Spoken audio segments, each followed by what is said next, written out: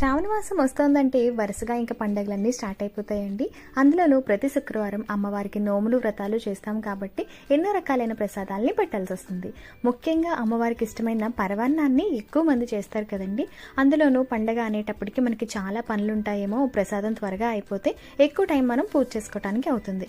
So ఈ పరవాన్నాన్ని ఇంకాస్త ఫాస్ట్గా చేసే పద్ధతిని నేను చెప్తాను, ఓసారి ఫాలో అవ్వండి. ముందుగా కుక్కర్లో ఒక గ్లాస్ బియ్యాన్ని నీట్గా వాష్ చేసేసుకున్న తర్వాత 2.5 గ్లాసుల నీళ్ళని వేసి అన్నాన్ని ఉడికించుకోండి.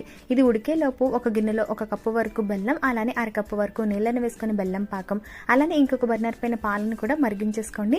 ఈలోపు కుక్కర్ కూడా చల్లారిపోతుంది కాబట్టి ఉడికిన అన్నాన్ని ఒకసారి అటు ఇటు కలిపి నెయ్యిలో వేయించుకున్న కాజు, బాదాం, పిస్తా ఇలా ఏవి కావాలంటే అవి, కొంచెం ఇలాచీ పౌడర్, అలానే బెల్లం పాకాన్ని కూడా వేసేసి ఒక 5 మినిట్స్ పాటు ఉడికించుకున్నాం అనుకోండి, చక్కగా రైస్కి బెల్లం పాకం అనేది పట్టేస్తుంది. ఇప్పుడు స్టవ్ ఆఫ్ చేసేసి పాలు వేసి కలిపేసుకోండి. కొంతమందికి పరవాన్నం విరిగినట్లు వస్తుంది కదండి,